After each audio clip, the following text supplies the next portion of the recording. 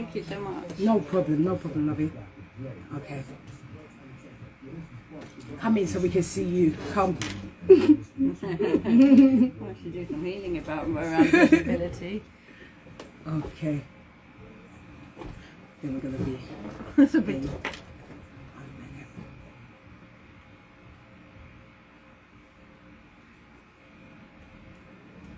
Good morning. Welcome to the Goddess Jazzy Show. Welcome to our Tuesday, rainy day, but I still got love in my heart for you. Welcome to my guest this morning. Her name is Safrenna Chowdhury.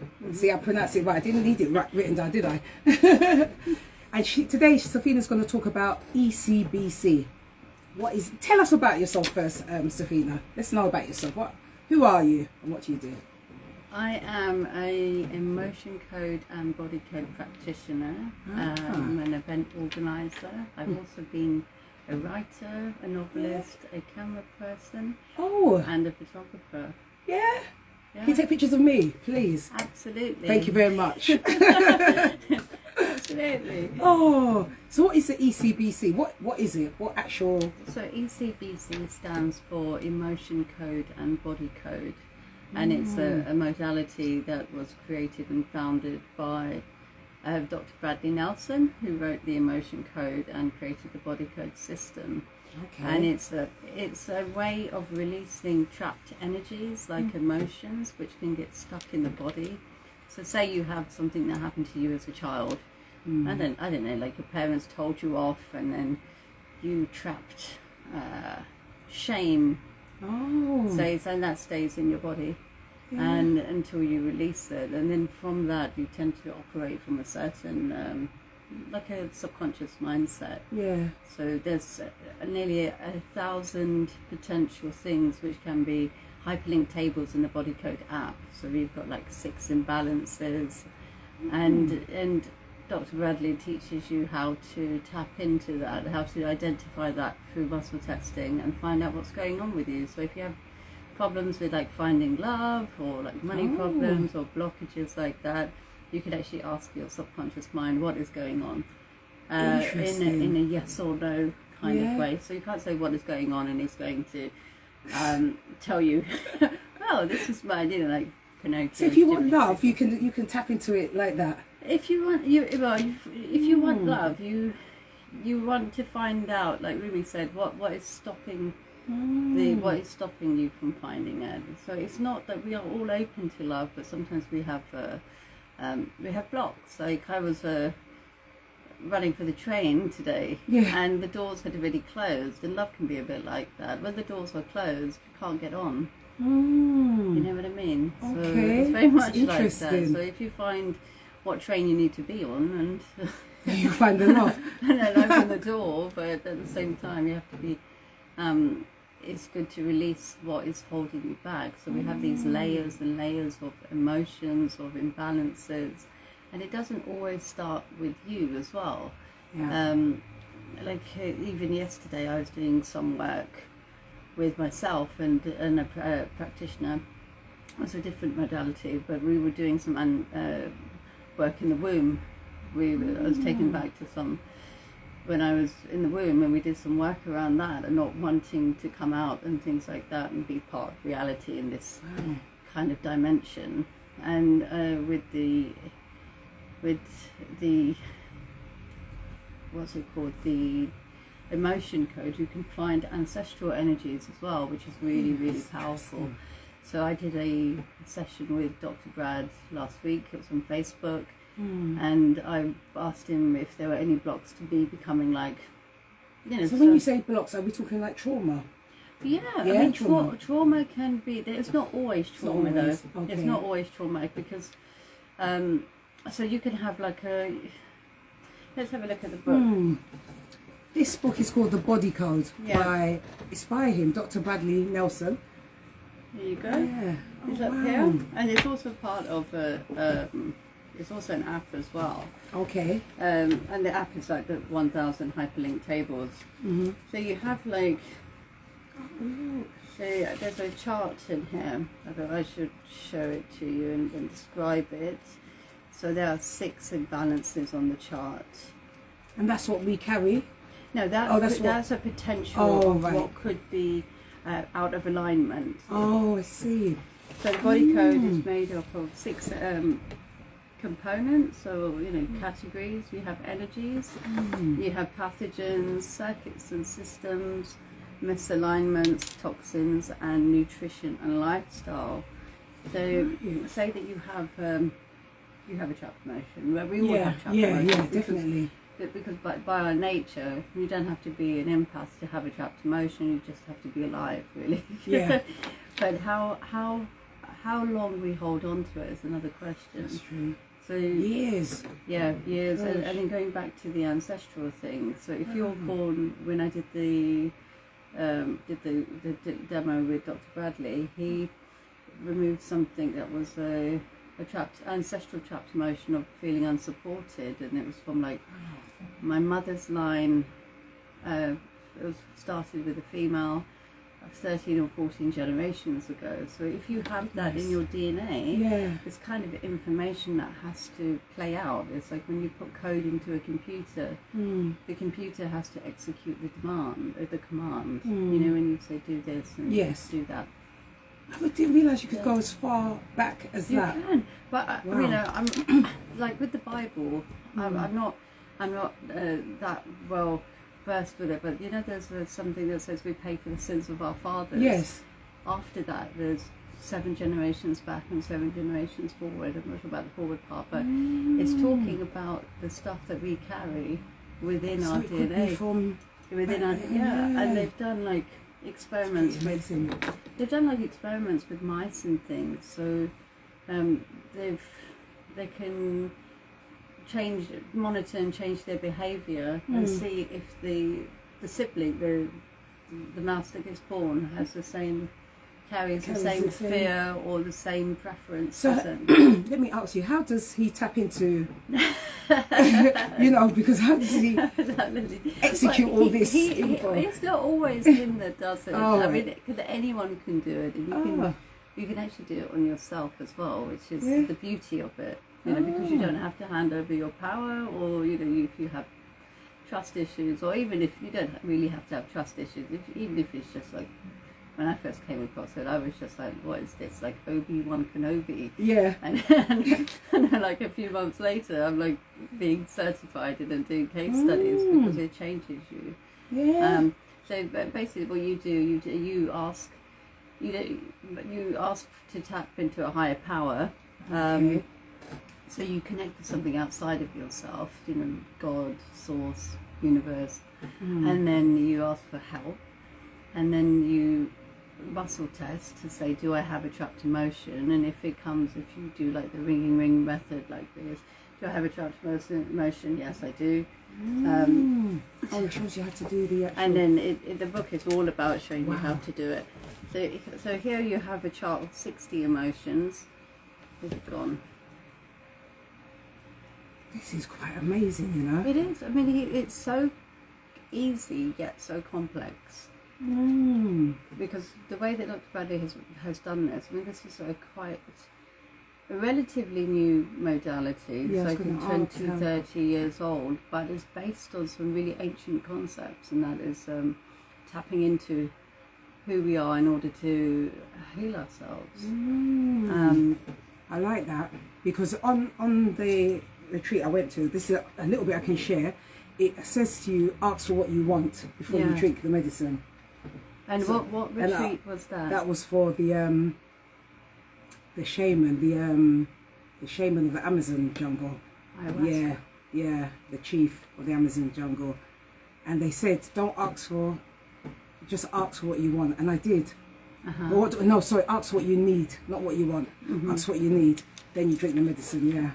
So I asked for what I needed. And that was my enough, if that makes sense. That was your enough? That was my enough, I didn't need to go back up for more, because I asked for what I needed, and that was it. And they call that energy a she. She gave me my enough. I didn't need more then. The ayahuasca is very much known as the mother ayahuasca. Okay. Because it's very, very strong. and disgusting taste. I heard that when I took it. It's disgusting. I won't lie to you. I actually had worse. I think You've had worse than that? Yeah, spirulina's pretty bad. Yeah, that's a bit racy. Yeah. But this is... But you have to just do it. If you ponder around, you won't do it. You just have to neck it back. Yeah. How many did you do then? How many? In total, over the 2 days, I'd say 3. Yeah. And I wasn't going to go for no more. I was asked to, and I just thought, no, this is not what I need. I've asked for what I need, and that's it. You know. You say that, and then you go back for more, and then more. I saw a lot of people doing it, but I just thought the after effects of it was a bit much for me. I think, yeah, it was a bit much. Wow. It's good, but a bit much. Yeah, intense to say the least. Yeah, intense. For the first time, it's very intense. Yeah, but the good thing was the chief done everything on me. That was amazing. It was like Ghost. You remember the film Ghost? I do. Oh, it's just that he wasn't Patrick Swayze, but the feeling was just, yeah, amazing. Absolutely. Sorry to defer. Hello, good morning. Good morning. Hello. Hello. This is Safrenna. We're talking about emotion. What's it called? Emotion code. Emotion code. But how can you actually work this on your own without? What if? How do you know it's working? Oh, you know. What I mean? Oh, will you? Know, will it show you? Will you feel it? You don't feel the energies leaving like Ghost. Ah, okay. What Patrick Swayze moment? You don't.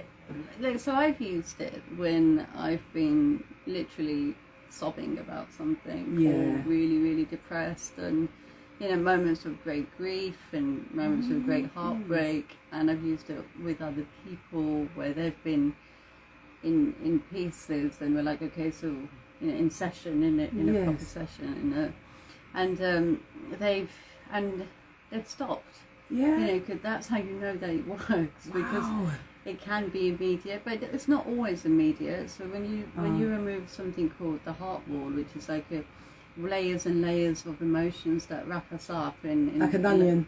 Like an onion, sort of. Yeah, absolutely. And it creates these boundaries. And the things about creating boundaries is that when you create a wall around you, even if you're full of love, that love can't get out. But so we're trying to, we can't let love in either. No.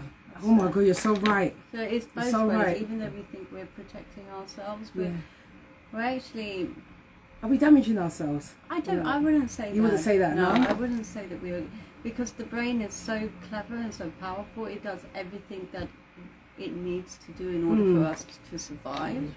That's why people don't go out, or not always, but that's why people don't let people close to them as well. Like, I've worked with a lot of people in their 60s and 70s who spent the latter half of their years pushing people away. And it's quite heartbreaking, because we're not really here to be alone. We're social beings, aren't we? We're not supposed to.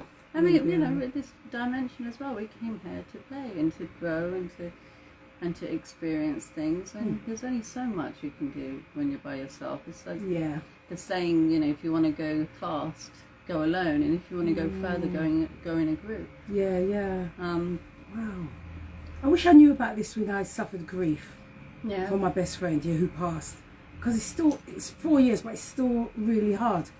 I still can't go past it. I would say that grief is something that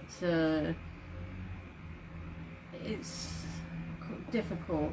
Because you can release a trapped emotion of grief, but I'm not going to lie to you. It does take time. Does it? Okay. It definitely takes time, but there's time. It does its own healing, and then there's the other stuff that you have to also let go. So if grief gets trapped, then that's what you have to let go of. Okay. No, you don't have to. That's because sometimes we might even grief has been a very good friend of mine. So I'm quite familiar with it. But I wouldn't say, like, if it's been 4 years. It's been 4 years. But the funny thing is, when I went on the retreat, I actually visually saw her. And I was trying to beckon her to come, but someone said to me, you mustn't call them, you must let them go. Yeah. But she was just there in form, honestly. And I had to ask someone next to me, because we're all in the room, and I had to say, can you see what I'm seeing? Because I thought, I'm seeing things. And he said, yeah, I can see what you're seeing. I'm just like, wow. Oh, she was just there, smiling. And I wasn't going like this, but in my eyes, I was just saying, come. And then a person there said, you mustn't call them. You must just give them love and let them go on their way. They're in a better place. And that made me feel a little bit better. I thought, okay, but you came. I came to this place and you came, you know, yeah. I haven't told her daughter this yet, yeah. But she came. Amazing. And there was no fear. It was just like, I just wanted her she was up on the, like, the pulpit thing, and I just wanted her to hug, but she wasn't. She was just staying there like this, and I'm going like this, and she's going like this. And I'm thinking, I'm rubbing my eyes, I'm thinking, am I seeing things? You know? And he said, yeah, you see what you're going to see, is what they said, yeah. And it was beautiful. That is beautiful. Yeah, it was beautiful, yeah. And how did that affect the grief that you have for her now? It makes me feel a little bit more relaxed, because before I was very, why, you know? But now I feel that I've seen you in my physical eye. I saw you, and I thought, yeah, I feel a little bit, you know. And because the guy spoke to me as well, he made me feel a little bit more understanding of it. So yeah. Well, I think there's definitely a lot that goes on with grief. And I worked once with a lady whose son killed himself, and he was about 13, I think. Yeah, and she was finding it, as you would, find it quite difficult to move on, and she was quite in her grief. I wouldn't say stuck, because I think that's a bit, you know, a bit just really not very compassionate, but she was very much in her grief, and we did about 3 or 4 sessions, because at the time I was training to become a body care practitioner, and that's how you do it. You get case studies and things. Oh, right. And she felt a lot better after. Did she? Because when you release the associated imbalances, because it's not just grief, it's not just the loss, it's all the regret, it's the shame, it's, you know, the rejection and the sadness and the whys sorrow. as well. Why this happened, why did. Yeah. I mean, the whys are important. Personally, I find that the what is more important, because the why changes. You know, when you do something, the why can change, but the what remains. So say that somebody hurt you or you hurt them, the fact that you hurt them doesn't change. Why you did it can. You know? Yeah, because there's reasons on why. So like, oh, I don't know, maybe I did it because of that. Maybe I did it because I wasn't feeling, I was angry, or maybe I did it because he made me angry, you know? So the why changes, the what doesn't. Okay. See, we learn something new every day. This is real interesting. Really interesting, yeah. So, okay, how do you start with the actual emotion code? Yes. Well, let's do one on you. Yeah, let's do one, please. Let's do one on you. So I'm going to ask you if you have, do I have your permission? Yes, you do. Yeah, of course. Thank you. Yeah. So I'm going to just take a minute. Not literally a minute. Sure. I don't think nobody's got that kind of time.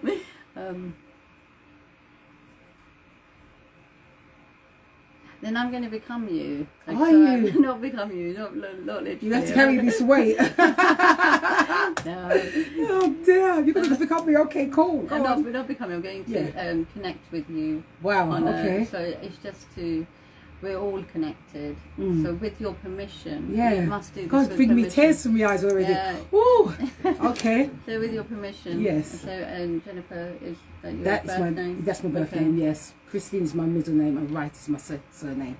So if you can see that, I'm safrenna. No, I'm no longer myself. Okay. So this is the ring method. Am I Jennifer? It's coming up as strong. Oh my gosh, yeah. I mean, I'm not, like, I've moved, safrenna has moved aside. Okay. And now me. Yeah, and I'm tapped into your subconscious mind, or connected to it. Okay. Again, it's not my ghost.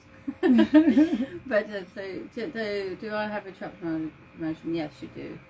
So we look at the chart, because the emotion code is the first part of the body code system, and it's like the basic level of finding, of removing like imbalances. So is it A or B?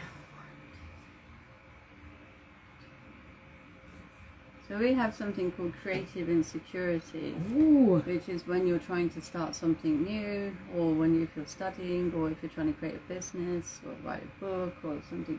You know, when you're trying to Do something. build, are you trying to build something new, Jennifer? Am I trying to? I've just been doing challenges. Mm-hmm. Okay. Yeah. Does any of that, bring stuff up for you? I mean, you seem pretty unstoppable to me. Jumping out of planes. Yeah, I know. I mean, this what I've gone through last week is that was very endearing. Yeah. So that was very I don't know how to put it into words. It was just very different. Mm-hmm. Yeah, not knowing the unknown was very different. I don't know if that relates to... Okay, so did you get this, how old were you when you got this? That's the other thing we asked, because do we need to know something more, yeah? So we're going to chop your age in two.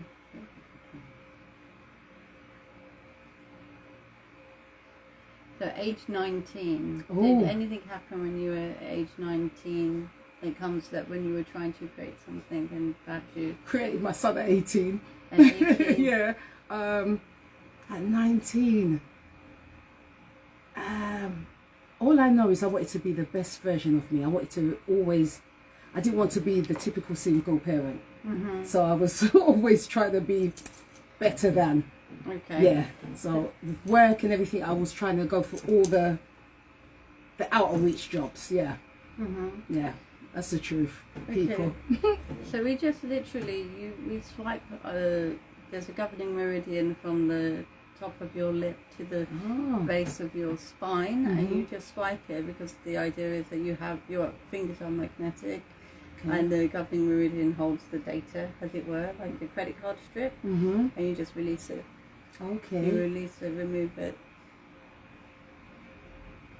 And you can do that on yourself. Yeah. So you can do that, totally do that on yourself. 1, 2, 3, 4, 5. Another chapter motion of horror. Yeah. Before 20, 15. Horror. Before 15. Age 13. Yeah. Was I scared of anything? Yeah. Yeah, I'm sure I used to see images. Yeah, when I was younger. Yeah. Okay, can we release that? Yes, you Yes. can. And then And I'm scared of creatures. really? Can you release that?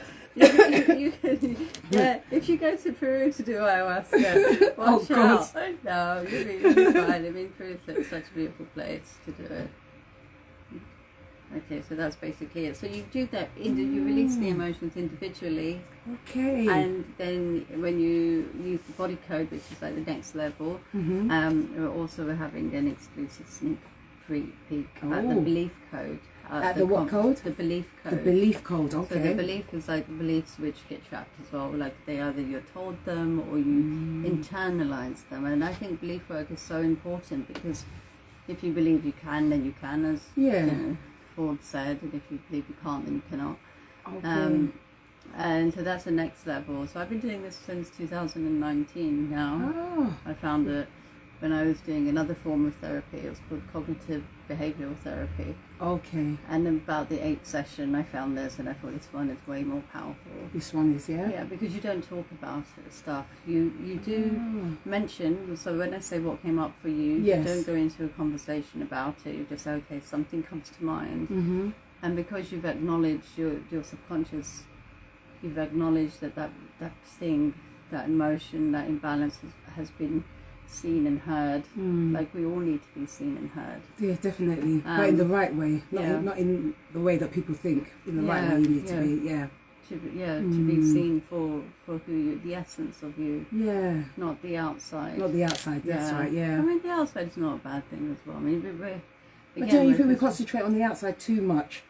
I have known people to do that, but because I choose my company, the company I keep really carefully. Okay, yeah, that's important. Yeah, that's very important. I personally, don't. I mean, I could see that, but there is a lot of that going on, and like when people talk about being having ADHD and stuff, but Yeah. so much of it is that we are being bombarded with information. Yeah. That it's inevitable that we're going to start And being mental health scattered. and this, Yeah. everything. Yeah, it's just a constant barrage Yeah. of.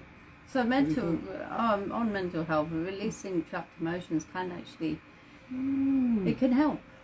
I mean, I say that from someone who's been in some dark places. Yeah. Sorry. And I found that it helps me a great deal. Like, I'm certainly a lot more calmer than I used to be. It doesn't mean that I don't get triggered sometimes, but it's not so much rage. Yeah. Yeah.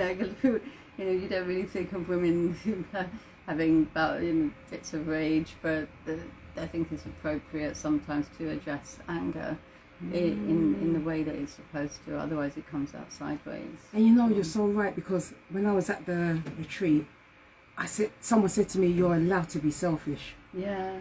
And it's really weird me hearing that, because I'm so giving and doing. But when they told me you're allowed, and I started to cry. I cried hard, because I said, yeah, well, this has happened to me, that I've had enough. I literally had enough, you know. And they said, you are allowed to be now selfish and think about yourself. And it's so hard when you're not used to, you're not used to doing that. Yeah. Interesting. Very interesting. So, this is like neck and neck to what I've gone through, actually, in a way. Yeah.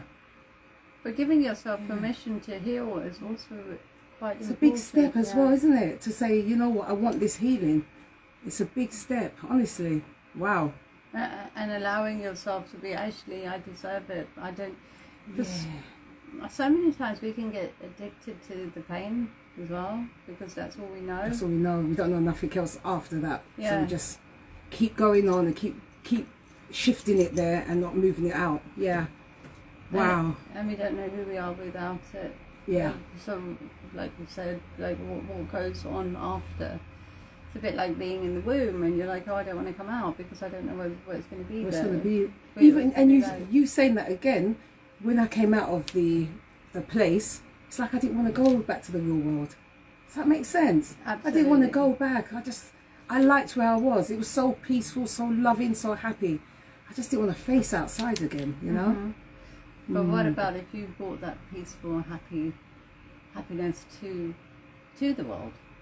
Oh, I'm trying. Yeah, you are. I'm trying. You're doing a great job like that. Yeah. I'm trying, but you know, it was so safe there. It was so protected, and there was no judgment. Do you know that feeling of no judgment?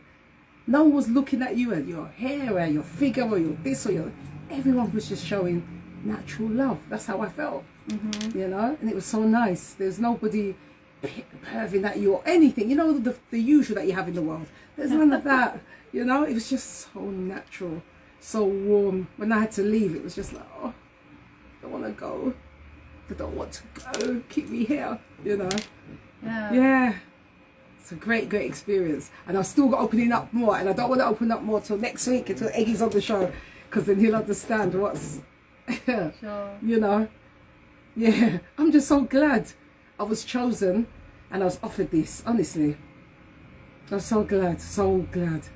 So many thank yous I couldn't even give him, you know what I mean? I was just overly like, I don't know what to say thank you for taking the chance on me and saying, you know, you need to be healed. So grateful, yeah. People are gonna make themselves cry. Better not. I was crying enough last week. Oh No, my gosh, you know. Sometimes it has to come out. Yeah. And tears don't always have to be from heartbreak or from sorrow. They can be of joy. Joy, yeah. Definitely of joy. Definitely of joy. Oh my goodness. And I've never fasted like that in my life. No, you don't. My God. 30 hours, so 15 one day, 15, Wait, without water? Or with with water? water, With water, yeah. but nothing to eat until, you know, if you're not used to it. Yeah. I'm sitting there and I'm just like, oh, when is breakfast? And then when it came, I couldn't even eat that enough, you know? It was, the little that I had was too much. Yeah. It's just amazing. Everything was just amazing. Really amazing. But it's an incredible cleanse as well. I know Yeah. it sounds like a really practical. I mean, your skin looks great, and I took out everything, all my liver, everything came out, I tell you. Oh dear.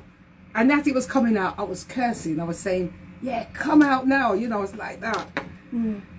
Yeah, it was something and another. Because at first I thought this ain't working. Everyone said this something, and I thought, oh, I had one, nothing kept happening. By the time I took the second, I ran to the actual toilet. I was like, what's going on? Yeah, you know, and it hit me. It's just like, ooh, okay. It was like an exorcism.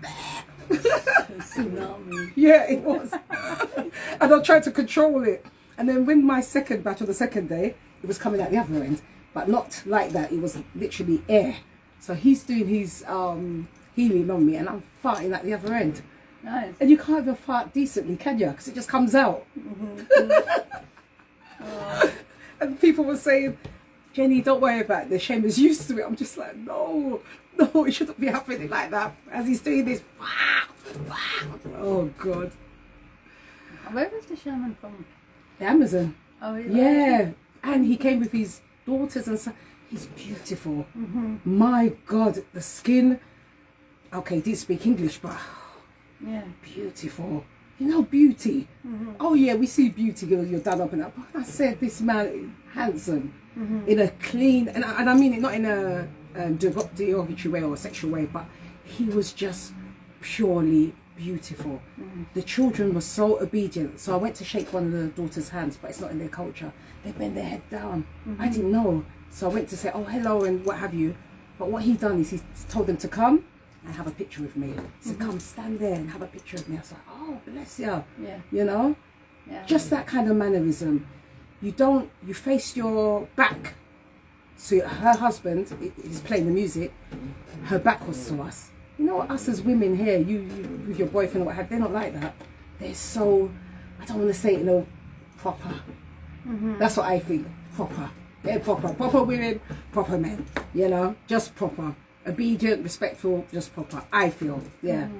Yeah, I do. Well, the women were obedient and respectful. Yeah, obedient, and the men as well, yeah. you know, because there's a time when you can all dance, and I don't mean dancing how people think, like I don't know how to explain it, like the spirits take over you and you start to dance. But the way they protected their women, they knew their space, they knew that where they're supposed to be, you know what I mean?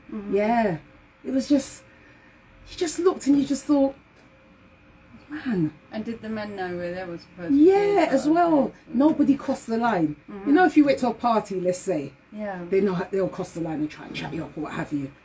But they knew where to be. And the chief, he knew where to be. At one time, he had his whole feather, that YMCA thing on. Yeah, I don't know how to explain it, the feathers. And he was dancing with it, and he came in between us and dancing, but nothing dirty. It was just, I don't know, it's just, because they're indigenous, it was just so pure. Yeah, if I can say it like that, it was really pure. Am I going on a bit? No, but it was a bit pure. I don't know, because I'm so used to so much slackness and so much disgustingness in this world. It was so pure.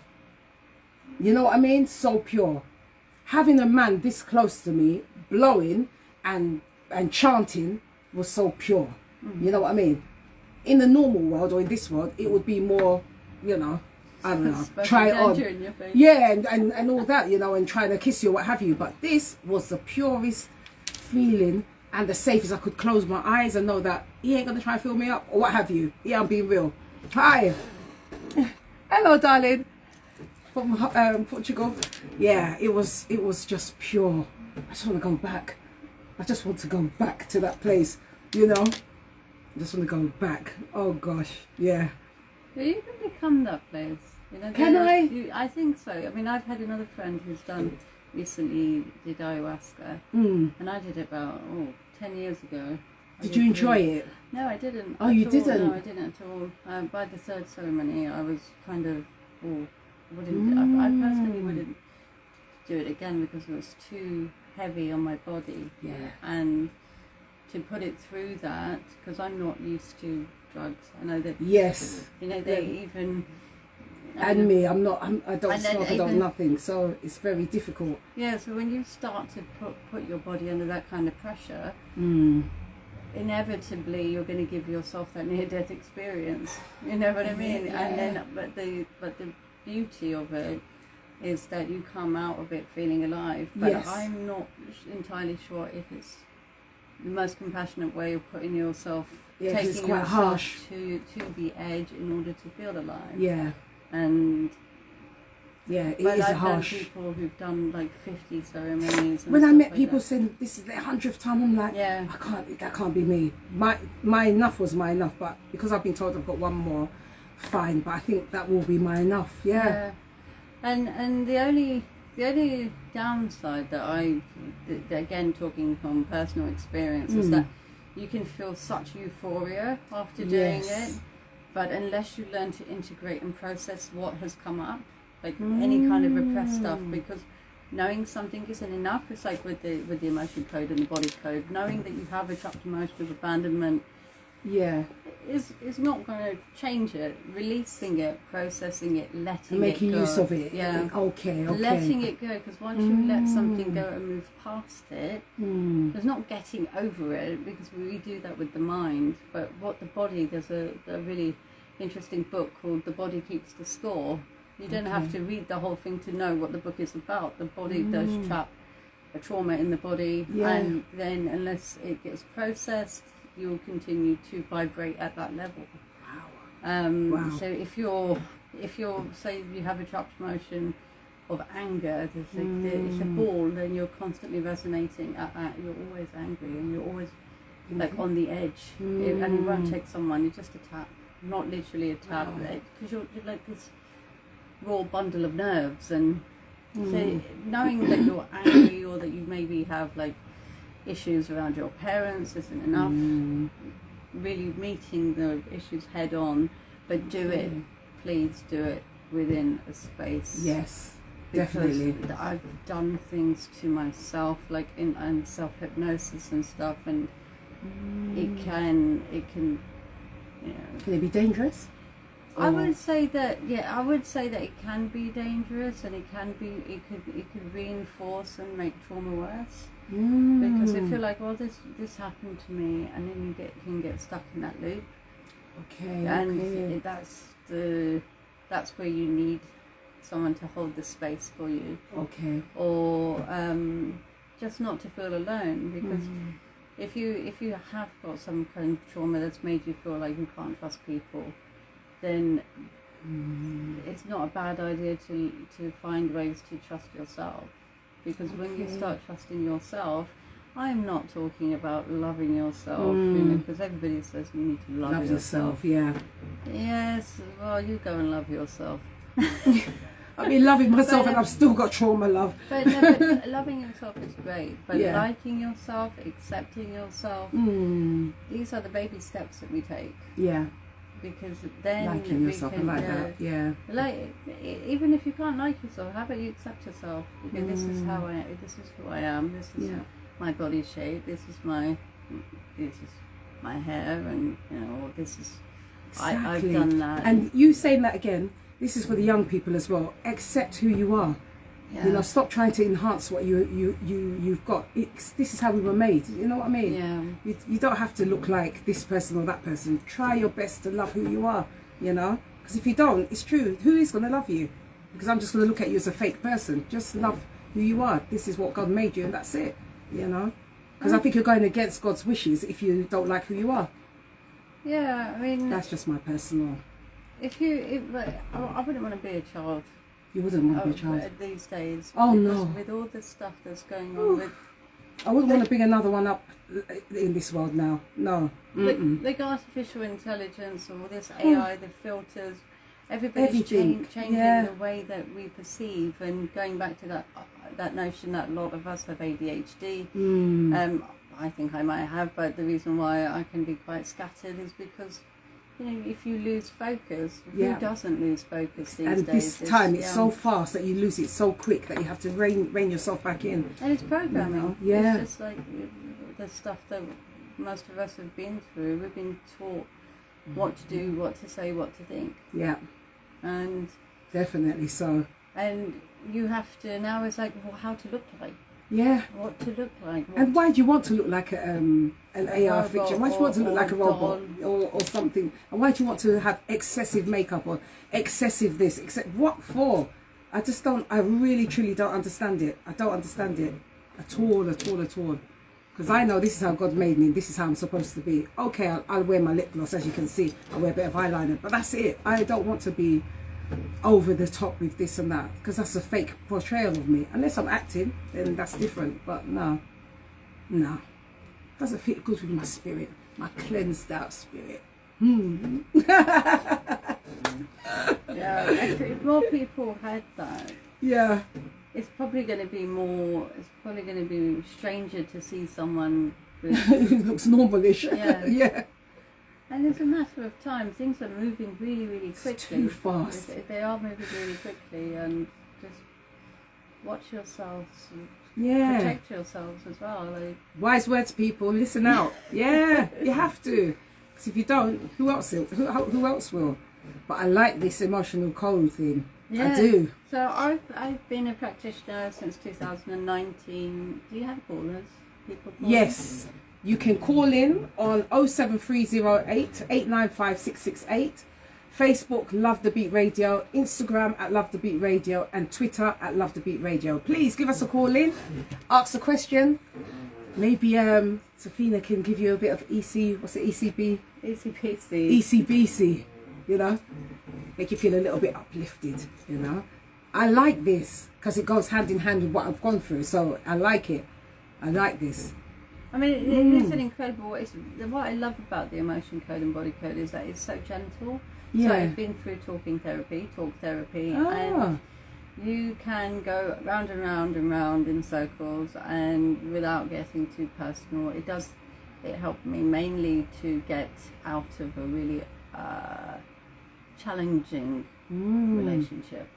That's a good word to use. Yeah, it was a challenging relationship. And it was one that was kept going on and off, and eventually it just went off. Yay! My point of attraction is slightly different. It's not like so do you attract different now? I seem to attract the same. I choose different. There's a difference, because I reckon it's different. It's not because you are beautiful, vibrant, funny. So you're going to attract all sorts. Yes. But what do you choose? It's not what we attract, it's what we choose. But I keep choosing the ones to look up to care for, and I don't want to do it no more. Am I allowed not to do it no more? I don't want no one's problems anymore. I know it sounds selfish, isn't it? But I don't want it. No, it's not selfish. I don't want it anymore. I've been doing it for too long. I just want someone that's already stable and ready to move on with things. I don't want to be that nursemaid no more. I've had it for too long. Yeah. And look what it's gotten me. Nowhere. It hasn't. And I said that when I left the retreat. I said, I don't want what I've been having anymore. I don't want it. No. I don't want it. So you let it all I go don't in the want purge. it. Right? I don't want to be that person that's going to be, oh yeah, I don't want it. I've done it for too long. I want someone to do that to me now. You know, I don't want to do it no more. I literally said that to myself. And then the people around me said, you're allowed to feel like that. When they actually gave me that permission, you're allowed. I don't want it. Why must I? Because of this, because of that? No, I don't want that. It's not for me. I can't find someone who's my personality. I can't do it. And I would love to meet someone who's like me, but there isn't. I'm just putting up with second best, if you call it that. You know? There's always a problem. There's always something. And I can't be like you. I am who I am. You are who you are. But another person can't seem to make that thing. I don't know. I'm really going on with my life here. Yeah, but if they, I mean, well, I just know what I want now. And especially going to that retreat, I know what I want. And I know what I deserve. And that's important. I think we lose balance on what we deserve and we just put up with because it's there. Nah, I think I'm worth more than that. Yeah. I'm worth more than that. I'm going to be changing my name at the end of the year. Yeah. What are you changing? Empress Beloved Regal. Yeah. Nice. Taking that. Jennifer Christine Wright is going with every dead thing. Yeah. Yeah. Yeah. Yeah. Definitely. Yeah. Because I think when you go through a process like that, you can't carry that baggage that you had to that cleanliness place. And I need my name to mean something. Because right now it means nothing. It's just there. You know. Yeah. I can't change it yet because I'm going away. But after that, yeah. And did you find that you wanted to do that after the ceremony? Definitely, and a little bit before. Yeah, a little bit before, but more so after. I said, right, I've got everything yapped out of me. I just need to, and it came spur of the moment, because everywhere I go, a Rasta will always say Empress to me, Empress, and I thought, all right, you keep saying Empress, that's a nice greeting, I'll use that. And then Beloved was somewhere, hello Beloved, I said, okay, I'll use that. And Regal means royal, and that's all I think I am. Yeah, Right. telling you. So now you have chosen. Yeah, You have, instead of taking what's available, yeah, which is the name that you were given, it's Yeah. like, I'm that's going it. to choose. I'm going to choose now and get rid of. Because that name has come with too much badness, too much, it associates with too much of what's gone on in my life. Yeah, it's associated with everything. And maybe if I've got a fresh name and a fresh clean out, you know. Well, you could release the emotions around that. Yeah, Even your name. even my name. Even your name. I mean, not to say that you don't have to change it, but Yeah. then you can say that. You can actually say, what do I have any trapped emotions around my name? Oh, the same as when I took Yeah. the medicine. Give me what I need. Okay. So say you have got like any of these feelings like abandonment or despair or anything that got trapped when you were younger, then you must test the age. Then it didn't. It's all about feeling better within yourself. Yeah, and truly feeling better. Not just feeling better for that moment, but the actual feeling as you walk. You feel that you know, that nice feeling. Yeah, and the thing with the trapped emotions is once they've gone, they go on. Yeah. Okay, so there's no coming back again. That's it. Yeah. Once it's gone. Once, I mean, individually, we do have hundreds of them. Yeah. But Okay, that's even more nicer to know. So, okay. Making my brain think now of all of everything. Wow. Why did we know about this before? Why did we know? That's why I'm reaching out to people in London, because we have an event on Saturday. It is a little bit pricey, but there are programs in place where you can, where you can book and you can get some money off. You can go for a concession price if you use a code. I'm not sure if anybody is going to call in, but they're listening. Believe me. Yeah. So we've got a conference this Saturday, and you can go to the website. It's called ECBC London. So E for emotion, C for code, B for body, C for code, London.com, and you can come and learn how to release your own trapped emotions by the man who founded it. And I would definitely say come, because the last time he came was in 2019. Okay. And there was some, a lot of him not coming was to do with lockdowns and COVID and stuff. Yeah. But we don't know when he's going to be back. Okay. So it's quite a rare event. Is he from? No, he's from America. Oh, he's American. Okay. He's American, and he's currently in Europe. I think he did a couple of events in Poland, and he does them in America quite a bit. So London is the place to come to. Wow. It's a bit like, I think Tony Robbins only comes once a year here as well. So if you're into developing yourself or letting go of past trauma, bringing yourself back to balance, and feel, like if you meditate, or even if you don't and you just want something really simple to help you along the way, definitely worth coming. Wow. To it. So it's ecbclondon.com. And the date is 24th and 25th of June at the Marriott at Canary Wharf. Nice hotel as well, isn't it? Nice, beautiful hotel. Yeah. Oh, he's young as well, isn't he? He's ish. Oh, I'm not salivating over him, but I'm just. Okay. Oh my gosh. But I tell you what. So I've got a code for people. Okay. My phone has got wet in the rain, so. Oh, trust you. The trust. You know, you need a bit ECBC on that, love. Untrap that. Yeah, it got a bit wet. My cover got wet on the train. So don't worry, we're going to be going in the news in 6 minutes, and then we'll come back with the body code. Yeah. So do you have any questions about I just find this very, very. So, how long is the session for that he comes? Is it all day? Oh, it's 2 days. Oh, 2 days. Okay. That's why it costs quite a bit, because there's 2 full days of training. And if you're lucky, yeah, he actually brings you up from the audience and he will do a demonstration on you. So they do something called muscle testing. So you hold out your arm and then he'll get a yes or no response, and then he'll say, do you have a trapped emotion? I've seen someone, like the last time we held it, this woman she had something going on with her breathing or her speaking, and had a super raspy, breathless kind of way of talking, and he did an emotion code session, or release some trapped emotions, 4 or 5 of them if I'm not mistaken, and then her voice went completely normal. And I know, I tell you what, if I hadn't checked her in as a delegate, you know, I would think that it was something staged. a bit, yeah. I thought it was staged. Oh my God.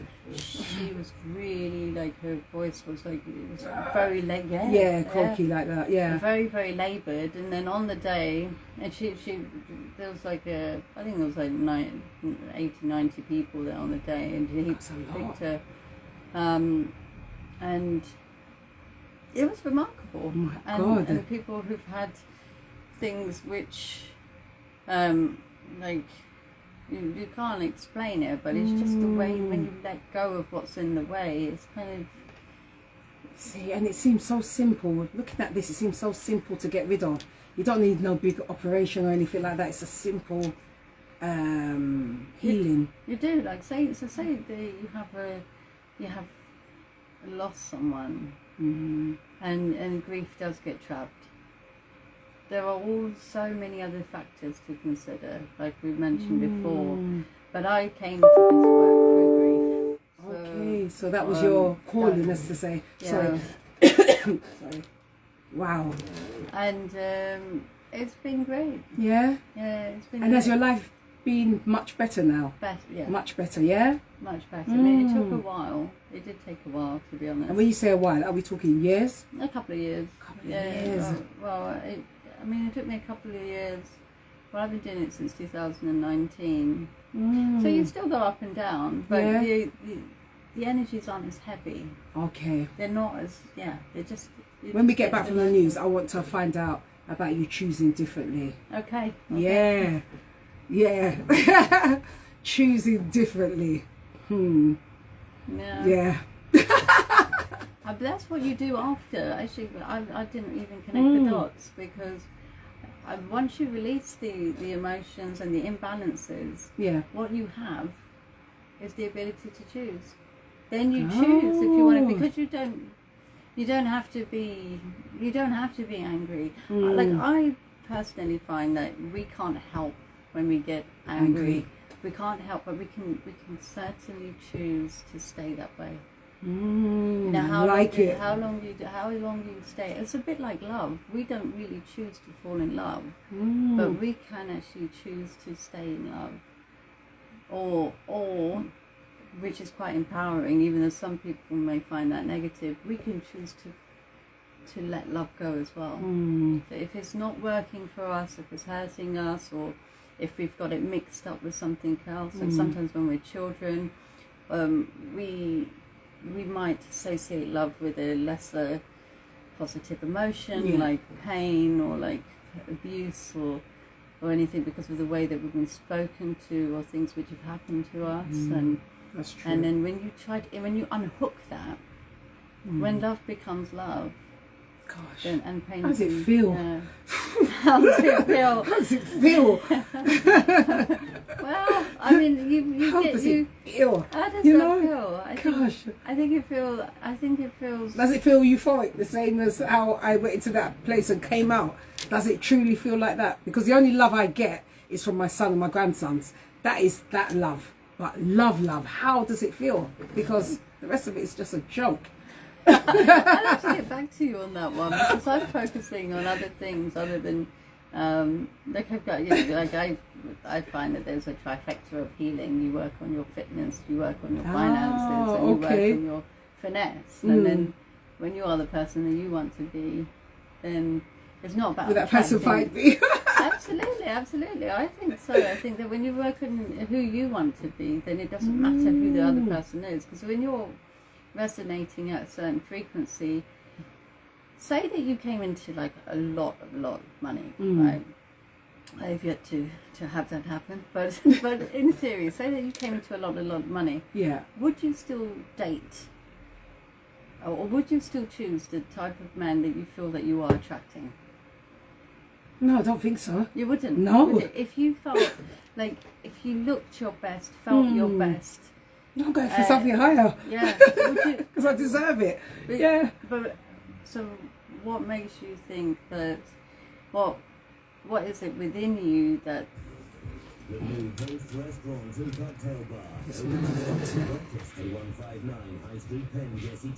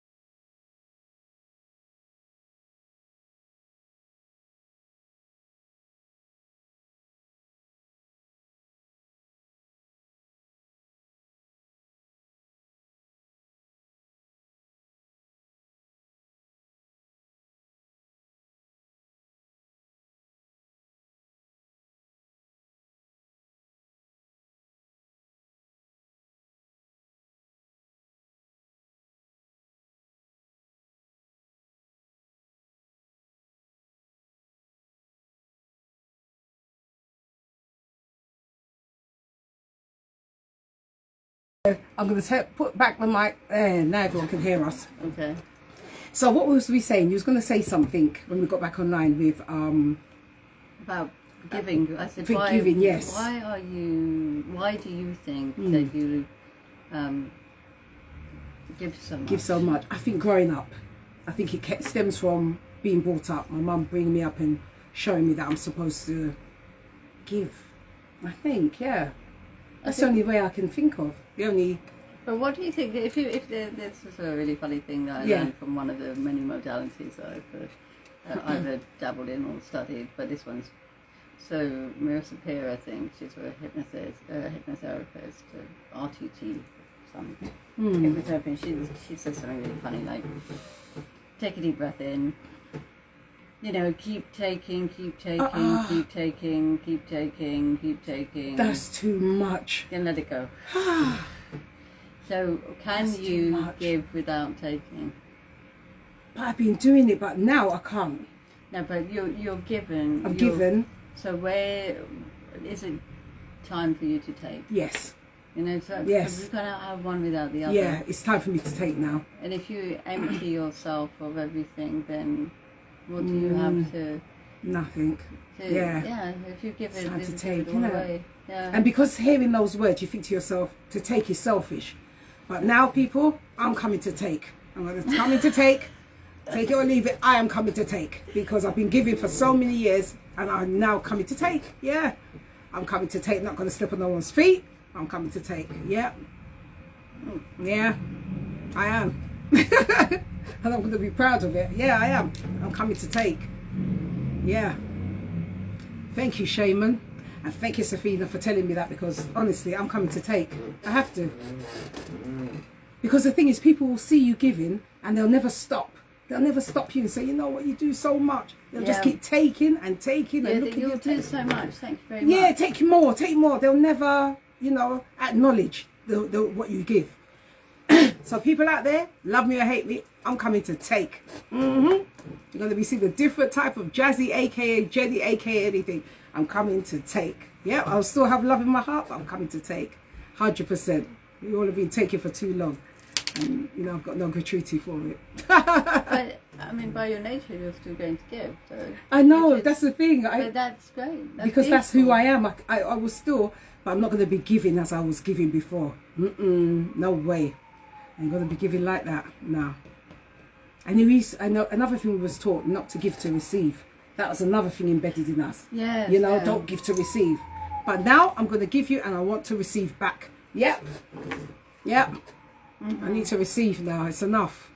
It depleted me, drained me. Oh, Lordy. No. I think the only people that should be able to do that is your children or your grandkids. Should be able to do that because they don't know any better. But humans and adults, come on. It's enough. It's enough. It's enough. It's enough. It's enough. You know, I run on empty. You know, can't just keep taking because of my good nature. Taking. Nope. That's the kind of time when it's time. Yep. Take it or leave it. Woo! I feel good. I feel good. I do. I feel good now. Yeah, I do. So what else will be at the event? Yeah. Well, and will you get fed for the price you're paying? Unfortunately not. You're joking. No, unfortunately. Oh my gosh. Having a banana. No, the hotel, they charge a lot of money for feeding and the higher. I mean, it's and they don't do nothing complimentary, like teas and things like nothing. No, the teas they cost. Joking. Yeah, per person, and we as the organisers aren't getting the money. Yeah. Like, so people should bring themselves something or there's lots of things to eat back Canary Wharf. There's like Marks and Spencer's. You can just buy buy packed lunch as well. So they're allowed to do that and take it to the definitely.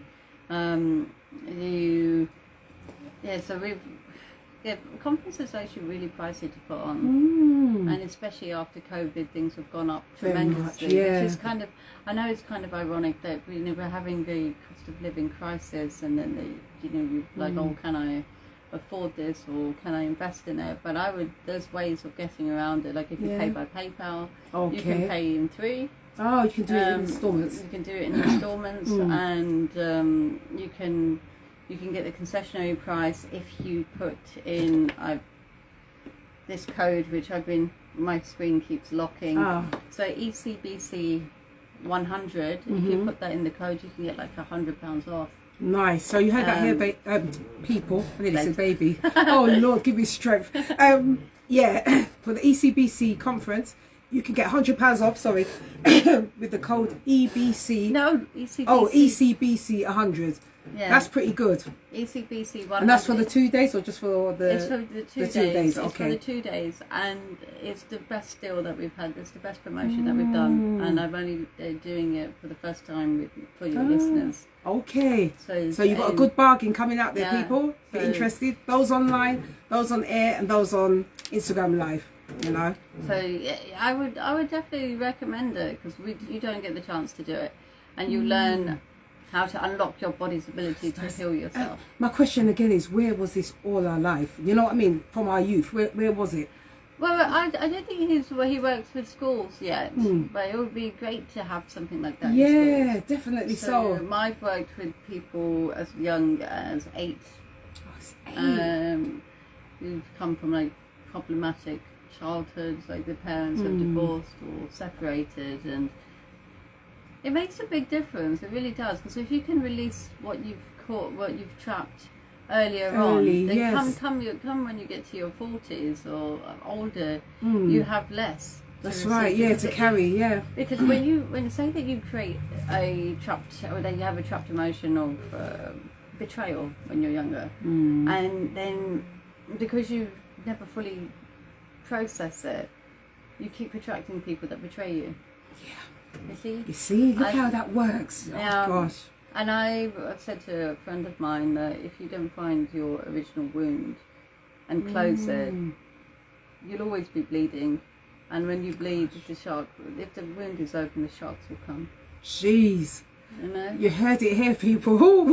Because as long as you're bleeding, you'll keep on attracting. Because those sharks love Attraction that. is a key, man. Yeah, I mean, sharks love blood, right? So if you don't close the wound, then they'll keep coming. Keep coming. Yeah. So tell me, you said that you choose differently now. Yes.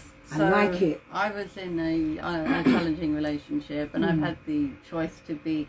I've had the same type of energy come for a little bit. So the same type of men were still coming, and I think I chose one for a short period of time, like less than a month. And then but that took me literally 2 or 3 days, maybe a week at the most, to get over. Whereas the people before would be, I'd always be going in and out of stuff. And now, like when I meet people, and they do something, because people always give themselves away. Yeah, always. 100%. Yeah, they always give themselves away, whether it's their vulnerability or whether it's their judgment or their aggression. You can always find out what people give themselves away in what they say. Whether it's about themselves, and our receptors are like this when it comes. But we ignore them because you want them to be the better. You want them to be the best, and you want to be the best. You want to be the one that doesn't judge. Right? So you're like, I heard it, I felt it, but let's pretend it never happened. Let's just pretend that I'm the bigger person and that I will not judge you for it, and then we get hurt by it because we didn't trust our instinct. And the more that I've done this work, the more I've trusted what I think and what I feel. Like, somebody could be saying, I love you, I think you're beautiful, I think you're this, and I think you're that, and then they will do something. Either they're still interested in every other woman who walks past, or they're not returning, or they're not. Don't go deeper than listening with your ears. That's what I say. Listen with something a little bit deeper. And that's your gut. Hi. Thanks for tuning in. That's your gut. That's your instinct. And why do we ignore our gut feeling? Well, I kind of have an opinion on that as well. Ooh, let us know. Let me sit back more comfortable. Okay. Because when personally, what I found is that when people, when things happen to you when you're younger, and say that you were accused of doing something, or somebody didn't believe you, like, and it doesn't have to be like really just a simplest thing. Yeah, even if somebody said you're lying, yeah, you know, you didn't, I don't know, you broke something, and then I was like, did you break that? And they said no, and then you get a scolding, or scolding, yeah, or a beating, or a whipping, or whatever, and or say somebody's done something to you, and then you tell somebody else about it. Yeah, you go to an adult and you say, blah, this blah, and blah. this that happened to me, and the adult says, are you sure? Did it happen? Are you making it up? See, that's where we learn not to trust ourselves, Yes. because then we say, oh, did that person hurt me? Am I making it up? You start to Did I get the wrong one? And if we do that enough, we learn not to trust ourselves. So People? I would say to you, or to people, that if you can go back to some of the stuff where people have not believed it, and you effing believe it. Yeah, You exactly, believe and it. you know your truth. Yeah, You know what happened. You know who did what it made you feel, and you accept it. So we're going back to that place of acceptance. You can't change it because it's happened, and if you can accept that it happened, because a lot of the times when we do things, we can't believe that it happened. Yeah. And you know what I mean? Like, Yeah. I can't believe that person did that. I was meant to be safe with them, or I can't believe. trusted you. Yeah, I trusted Yeah. you. And the more you learn to trust yourself, the less likely you are to take that crap.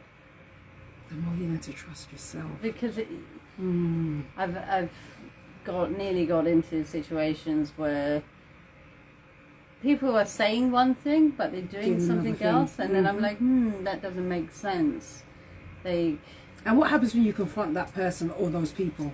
How do you feel when they don't give you that the truth, as to say? How do you that? Then it's a choice. Then you walk away, because you can't make them say what you want to say, or because even if they apologise for their behaviour, it doesn't change the what. Doesn't change the what. Doesn't change the feeling of what they've already done. Yeah. But the betrayal or the But we still accept it though. Even though we're saying it, we'll accept that. Sorry, you know. Yeah, but there's nothing. I ain't gonna accept it no more. As of today, I ain't not accepting it no more. I'm not. But there's a difference between accepting an apology and then taking that person back. Like, you know, like I've done things where all it took was an apology, and I'm like, oh, everything is fine. We're all right again, you know. And then it happened again. And then you think, and then so what was that sorry about then? Oh dear. Well, I think the sorries are important as well, because. But it's like a comfort plaster when they say it, and it's much better than saying, "Well, actually, I did it." Like you. But I think I prefer that. Really? Yeah, I would prefer that truth. Yeah. Yeah. And then they go and do it again, but then that's like again, it goes back to permission and choice. If somebody says, "Okay, so I've got a second wife, or I've got another girlfriend," but you knew, or if you go out and say, you know. Say you go out with someone who's married and they're like never going to leave their wife, and you knew, it was kind of like, well, you knew, you know, you chose it. Or people who, you know, go to war and come back with PTSD. Well, what did you expect? If you're going to go to somewhere that's going to happen, it's just choice. It is about choice, but depending on what you have that's running you. Like what programs you have, how you've been brought up, what paradigm you're operating from. Yeah. But I don't think you can only choose once you've done the work. Yeah. Otherwise, you are not choosing. No. Like so, Still putting up with. I know it sounds really odd. Like I don't think promiscuity is a choice. You don't? No, I don't. I think that a lot of people. So it's intentional. No, I don't think it's a choice. I think that people can't help it because of how they've been brought up, because if they want love or they think it's okay to. Okay, when you look at it like that, You know, like if and this is none of this is clinical, by the way. I'm not like a psychologist or. That's something for me to meditate on. Really, even when people are totally out there. Yeah. I mean, like physically, or with what they wear, or how they talk, or how they walk, and they want the attention, even like attention whores, as we put them. Yeah. I don't think that they should get as big a time, bigger, you know, they shouldn't be Like chastised for that. Yeah, So it could be from their past. It could be that they need the attention because they didn't get it when they were younger. But again, it's up to you whether you choose to engage with it. So you're making bells go in my ears and I'm thinking certain things now. Because I know women and men who have had like multiple partners, and at one point I was quite envious because I grew up in quite a strict, conventional Muslim upbringing, and I was thinking that, wow, she must be so free, you know, like she could just give it to anyone, and I was like, wow. And then it turns out that it was from a space of something that had happened quite early on, and she'd learned how to please people. And if you're looking to please people, I mean, who doesn't like a little bit of toffee or eye candy? Yeah, of course, and who... Amari Hardwick, just saying. but who doesn't? Because we are visual. Men aren't the only ones who are visual. You know, that's just just an excuse. Yeah, we to watch. like a little bit of eye candy. Yeah, that's just an excuse to watch. Are you that type that will tell that person if you see him? If I see a handsome man, I'll tell him straight. I'll go up to him and say, you know, you're handsome. I'm not chatting you up, but I just want to tell you, no, you're handsome. I wouldn't, but I might like be following him. My head might turn. But you won't physically go up to him. No. Oh, I will. Because I think a lot of guys don't get that. They don't get women going up to them and telling them they're handsome or however, you know. I think if you did that to a guy, that they would probably, you know, just divorce you before they dated you. You know what I mean? Like, I think I've done that a lot. I remember before I've even dated someone, I'm like, oh, I wonder if it will work out, and then you play the whole thing, and by the morning you're divorced. It could just be your imagination, but I think it is nice to, if you see a bit of nice hot toddy, I think it's nice to tell them, yeah, the way how they'll come to us, because it might be embarrassing for them to come make that step and say, oh, by the way, you're good looking, or I want your number, what have you. So the same way how they must be feeling, why can't I see you in the street and just say, you know what, you're very, very handsome, and say, you know, and that's it. No, you can. Yeah. You can, just to...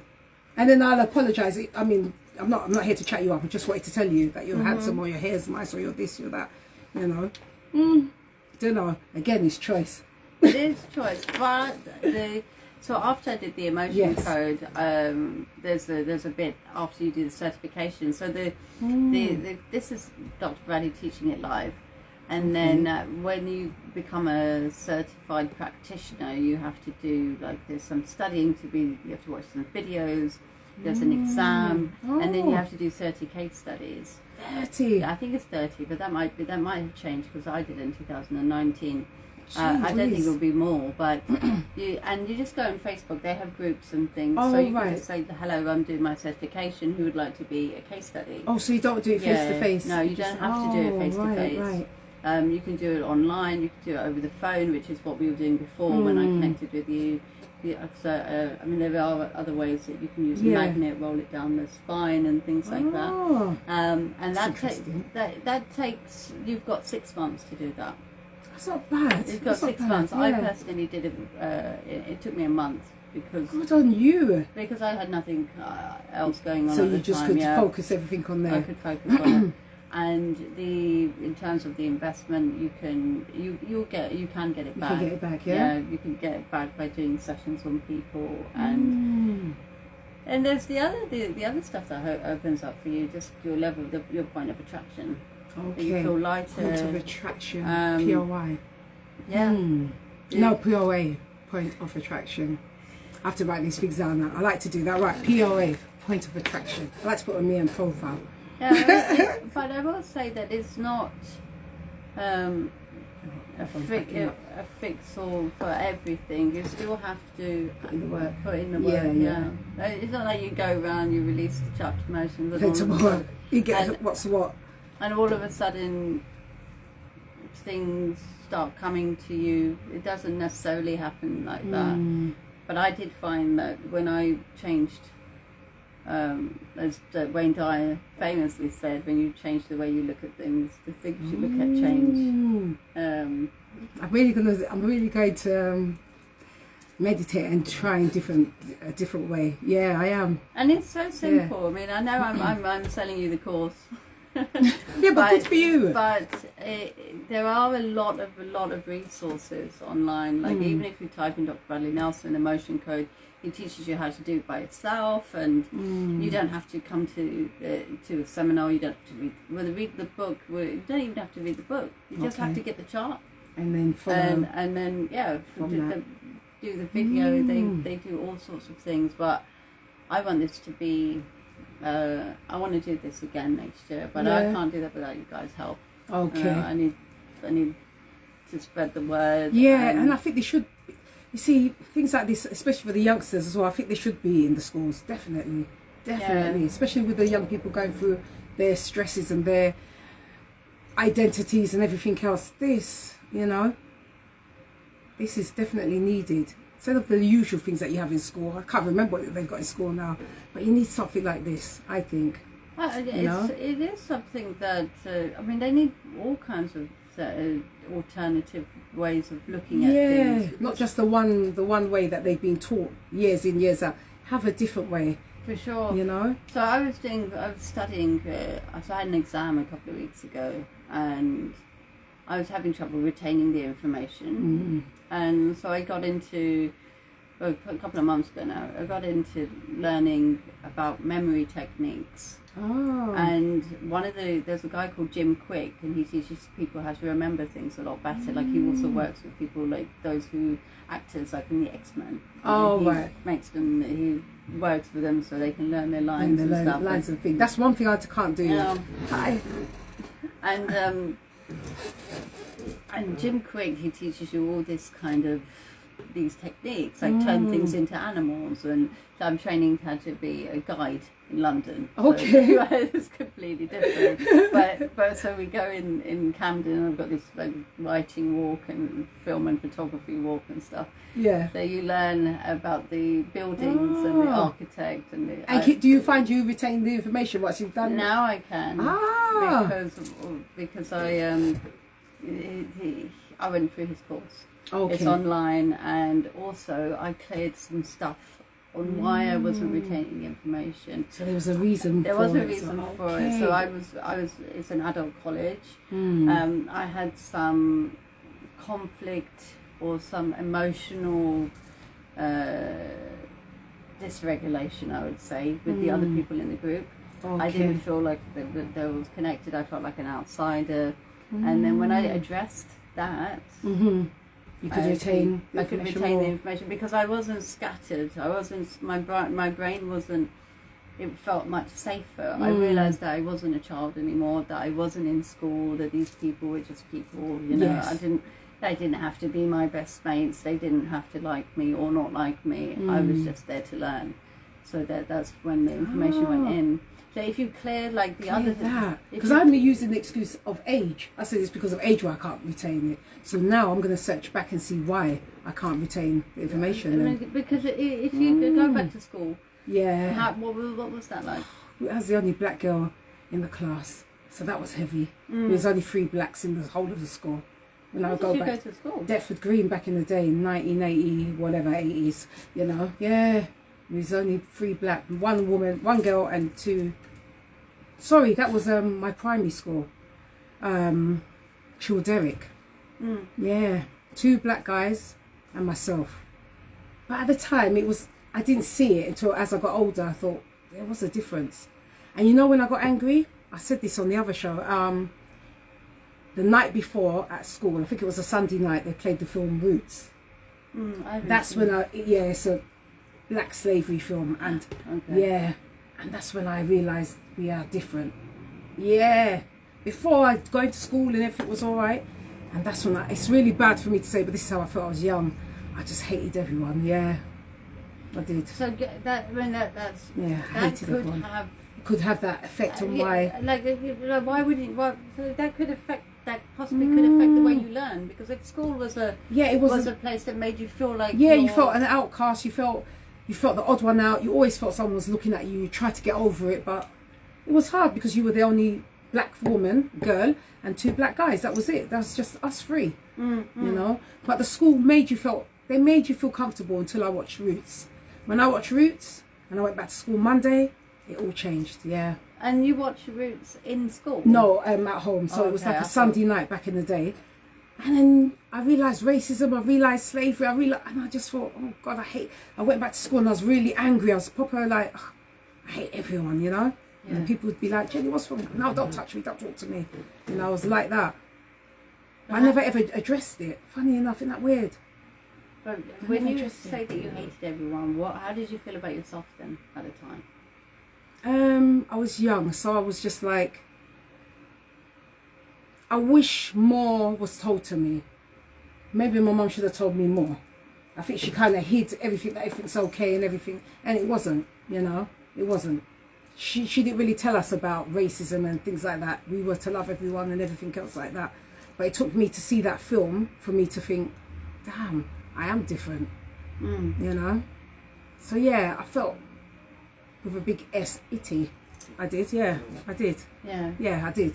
But can you see the incongruence? Yeah, now, well, especially now, thinking of it, I put it way back in my block, but now thinking of it, it could be the reason why. Retaining information is so. Jim Quick talks about not.